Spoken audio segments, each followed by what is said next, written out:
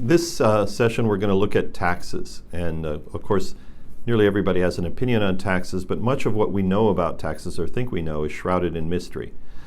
Today we're going to look at the relationship between debt and taxes and also consider the different sorts of tax, particularly the advantages of a wealth tax over an income tax.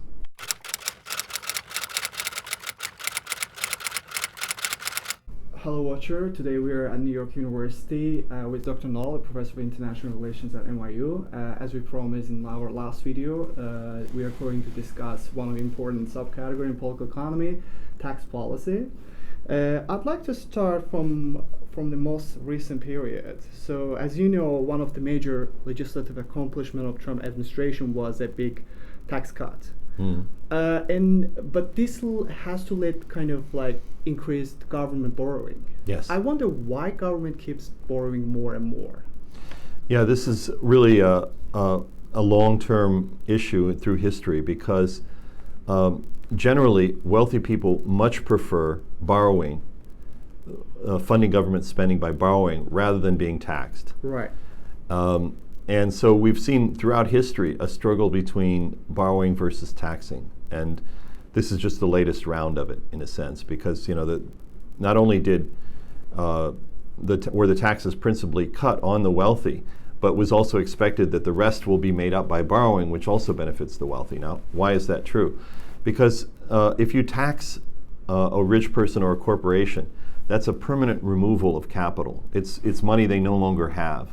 But if you borrow from them, typically the way governments borrow is by selling a government bond. You actually haven't taken anything from them because they lend you the money, but they get a bond which they can sell, and so they've lost no capital at all. Right. So from the standpoint of wealthy people and corporations, borrowing costs them essentially nothing, whereas taxes removes their capital. So they much prefer that governments borrow to finance rather than tax. The problem is that for ordinary people who don't really participate, who don't really buy government bonds and lend to the government, for ordinary people, that they'll eventually have to pay. They'll have to pay either in reduced benefits or increased taxes on themselves in the future when all those debts have accumulated to an unsustainable level. Right. Well, conservatives, at least until Ronald Reagan, as you know, they used to prefer a balanced budget. Yeah. But, accumulating debt in peacetime was unusual. Yes. So why has government borrowed soared, and does anyone benefit from that? Yeah, well, government borrowing has soared in part because of this aversion to taxes, in the idea that it's much better to raise revenue, as I mentioned, from borrowing, and the borrowing doesn't deplete capital. It in fact increases the financialization of the economy because now you have very large amounts of government securities, bonds and shorter term bills that are circulating in the financial system and give a kind of safe liquid asset for banks to hold, for wealthy people to hold. And it creates a lot more opportunity for financial business rather than simply taxing, which doesn't as much stimulate the financial sector. So yes, in general, expanding government borrowing benefits the financial system by creating a large quantity of relatively safe assets to use as reserves in the banking system, reserves that pay interest.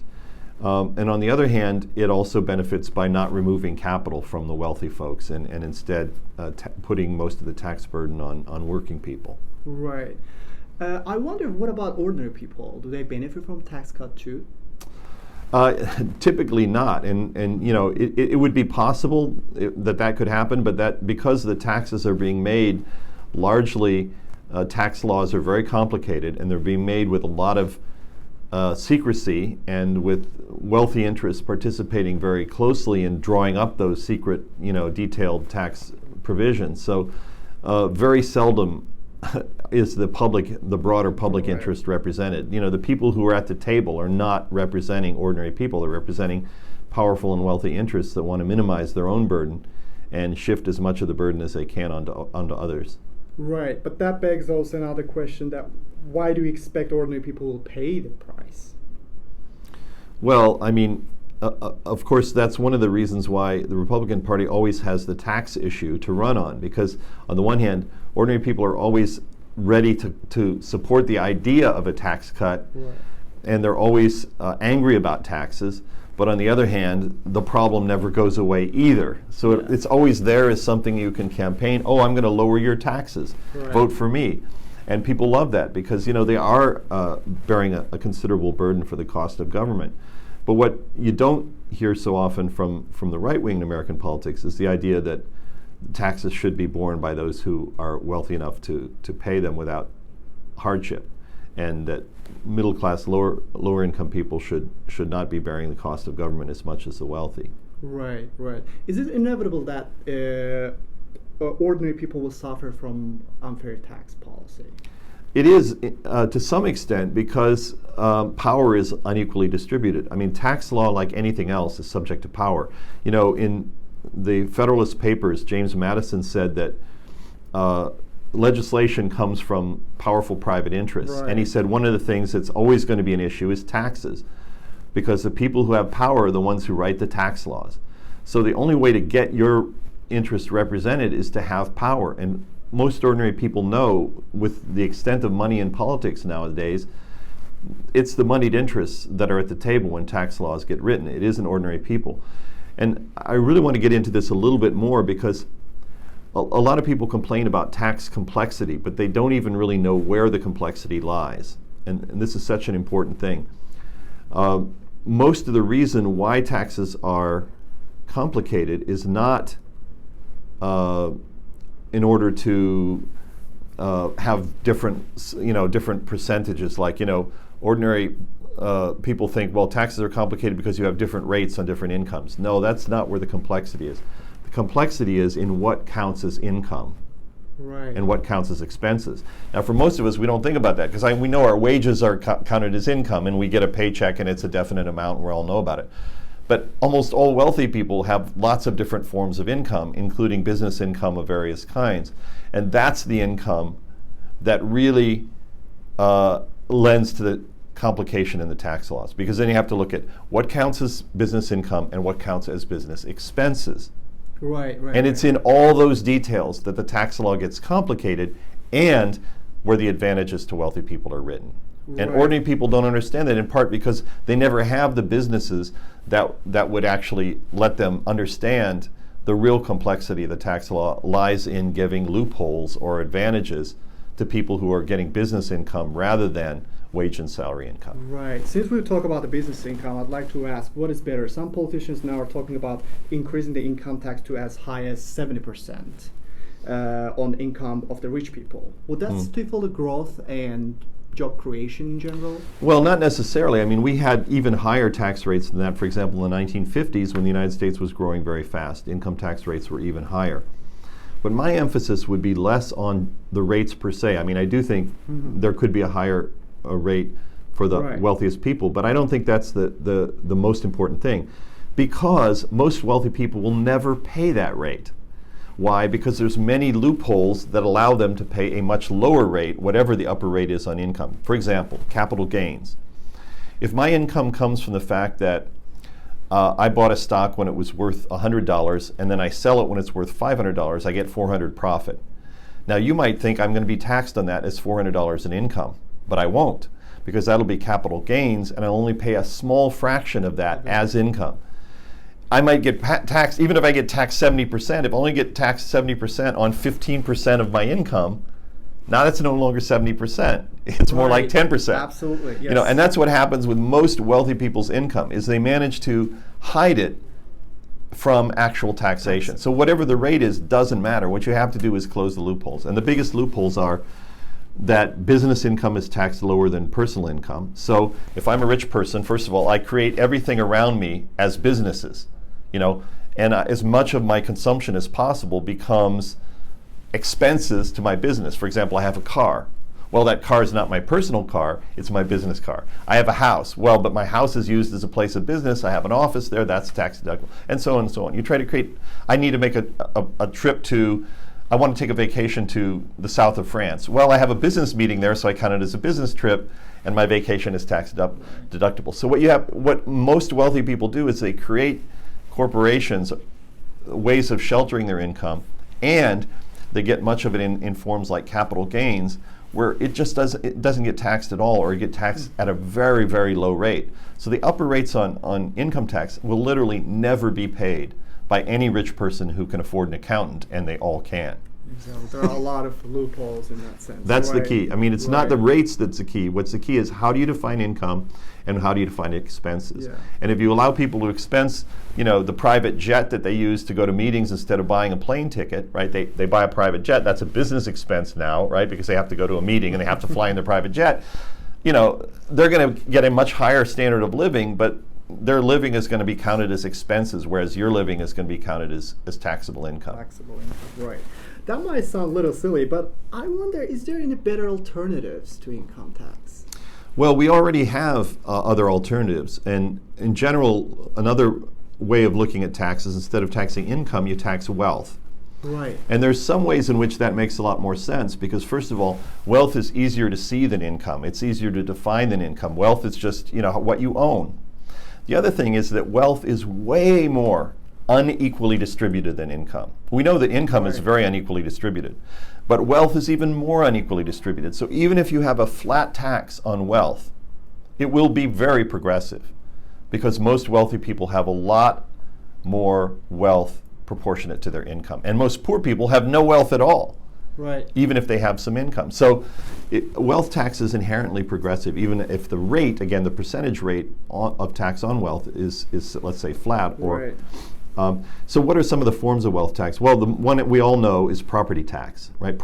Real property is one form of wealth. Most people who own a house, they pay property tax. You own a farm, you pay property tax. You own a business that has land, you pay property tax. So property tax is one form of wealth tax. Another form of wealth tax, which has been cut back a lot recently, is inheritance tax. When a wealthy person dies, and remember, inheritance tax only applies to millionaires, and now I think the rate is something like, for a couple, you'd have to have at least $22 million in wealth before the tax even starts, right? So it's only a tax on wealthy inheritance. But when you die and you try to pass your fortune on to someone else, that's a wealth tax. You're taxed on the basis of what wealth you're passing on to your heirs. It used to be that tax was much higher. That's been cut down, and it's been raised in terms of who it applies to, only the very rich. Plus, again, there are loopholes. There are ways to escape it, things called generation skipping trusts and so forth. So if someone's very wealthy, it's very likely that even with the inheritance tax, they'll be able to avoid most of it by, with careful tax planning. So what I would do is look at some of these wealth taxes and try to find a way to cut the loopholes and make them really work for the purpose that they were originally designed. But again, you're not going to do that without power representing ordinary people, rather than power representing only rich and moneyed interests. You can't get any kind of tax reform that would really benefit most people. Another way to tax wealth is to look at taxing financial wealth, because a lot of wealth is in the form of stocks, bonds, and so forth. Right now, that's not taxed at all as wealth. So we could potentially have a wealth tax on, let's say, bonds, loans, stocks, financial derivatives, the value of a lot of financial property. And that could even be a very low rate, and yet it would still bring in a lot of income, because there are trillions, tens of trillions of dollars in the United States in the form of financial wealth. That has never been taxed. Recently we hear from especially social democrat candidates that they're claiming that they want to kind of put the income on financial wealth. Or put taxes on financial wealth. Sure. I mean, that's an issue that has come up, and I think it's worth looking at. The problems will come, though, is in the implementation, and also you've got to be careful not to simply drive trading away from the United States into other countries that are less taxed. I think the best alternative is to tax wealth rather than transactions. Some people are talking about taxing transactions. I think it's a little bit better to tax wealth, because then anyone who wants to keep their wealth in the safety of the United States and enforceable, where their wealth and contracts are defendable by American court systems and protected by American police and so forth, they should pay taxes that are used to protect that wealth. Right? If you tax it at the point where the government services are actually benefiting it, for example, creating a stable currency, court system, police, and so forth, that's the point at which it's fair that those people should pay, because in fact their wealth is being defended by the American system, and yet they get a free ride. Right. Well, is there a better way to raise taxes that wouldn't discourage job creation at the same time would be fair for ordinary people? Yeah, I mean, in general, I would say wealth taxes fall into that category. They're fairer, they're more transparent, they're easier to understand than the income tax. I mean, the income tax is infinitely complex. And since most people don't understand accounting and don't understand business practices very well, they can't even see why the tax law has loopholes, where those loopholes are. They don't understand that. But something like a wealth tax is very simple to understand. And people can see, number one, it's falling predominantly on people who can afford to pay, and predominantly people who are benefiting from the government programs that protect their wealth. So it's much fairer and it's more transparent to ordinary people. It's something that I think is politically easier to sell to people when they know, number one, it's not going to hit me. If I'm not a millionaire, it's not going to hit me. But second, it's clear what it is. I can understand that if someone owns 1 million shares of stock, that there will be a tax on that. You know, they understand that's something that it's a way of holding wealth in which will be taxed. Right now, that wouldn't necessarily be taxed. And you know, again, the rate can be very low. It might only be 1%, 0.5%, but it's still going to bring in a lot of income to the government. And it's much fairer since it doesn't fall on people who are really struggling. Right. Well, would there be any exceptions, or would all wealth be taxed the same way? Well, I mean, this is always, the devil's always in the details with taxation, and of course, it's quite likely you would want to write tax law in such a way that there'd be certain exceptions. Particularly, you might want to make exceptions when people are actually using their wealth productively to hire people. You know, the problem nowadays, we have a lot of people saying, wow, you cut taxes on the wealthy and they create jobs. Well, actually, that doesn't automatically happen. A lot of times when wealthy people get more tax income, what they do is not create jobs, but go out and buy assets. They buy real estate, they buy stocks, they buy bonds. It doesn't necessarily create any jobs at all. Right. It may just make the rich richer in the sense that those assets, with more and more people using their tax, savings to buy them, the prices of those things are going to go up. The price of an apartment in Manhattan keeps going up because you got more and more rich people able to buy them, so the price keeps going up and their wealth keeps going up because the apartments they own or the condos they own or whatever go up in value. So if we don't deal with taxing wealth, we're never going to be able to distribute the burden fairly and in a way that really ordinary people can understand, and in a way that supports productive uses of capital, but doesn't reward unproductive uses, which the current system does. Basically, it finds all the different ways you can hide your wealth from taxation are what people are trying to do. And in many ways, the way they're hiding their wealth is less productive, less job creating, which is the whole idea. Conservatives always say, you want to cut taxes to create jobs. Well, if that's what you want to do, show me that you're doing it. And the fact is, they're not doing that. They're just cutting taxes in ways that allow wealthy people to hide their income and be unproductive at the same time, to use it for reasons that have nothing to do with creating jobs or employing people. So yeah, I would want to take a good look at the forms of wealth tax to make sure that they're really giving an incentive for people to use their capital productively, to create jobs, to grow the economy. It's not automatic that that's what they're going to do with it. Anyone getting greater wealth may do that, but they may also do a number of other things which are not going to increase anything but the wealth of the very wealthy. Right, but could we abolish the income tax and replace it with entirely, with a flat universal tax? In principle, that could be done. In fact, if I had some magic wand and I wanted to design the tax code from the beginning, I would probably avoid an income tax altogether and just tax wealth. Because I think administratively it's much simpler, because wealth is easier to see than income. For example, all financial instruments, if they didn't pay the tax, they're no longer enforceable. So, I lend you money, that's an asset to me because I have a loan and I'm getting income from you, you're paying the interest on the loan. As long as I own that loan, let's say I'm a banker, I'm a private lender, it could be taxed, because if I don't pay the tax, I can't enforce that. I can't come to a court and enforce payment on that loan. I'm depending on the American court system to enforce the value of my financial contract. All financial contracts have value only if you can enforce them in a court. Courts are expensive. So why don't you pay a tax to support that court that defends the value of your wealth. It makes it possible for you to enforce the claims that your financial document gives you.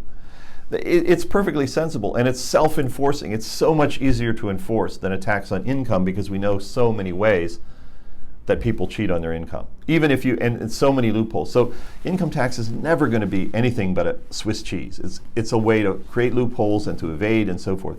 Wealth tax can be much more transparent. However, the transition from an income tax-based system to a wealth tax-based system could be very difficult in terms of the unintended economic consequences of how you're changing things. So you'd have to be very careful about it to avoid causing, let's say, a stock market panic or an economic panic that could cause a downturn. You have to be very careful about it. So given the tax system we have now, we can move, gradually toward that as a good goal, but it wouldn't be possible to kind of do it overnight and then, suddenly change all the incentives in the economy. It could be very destabilizing.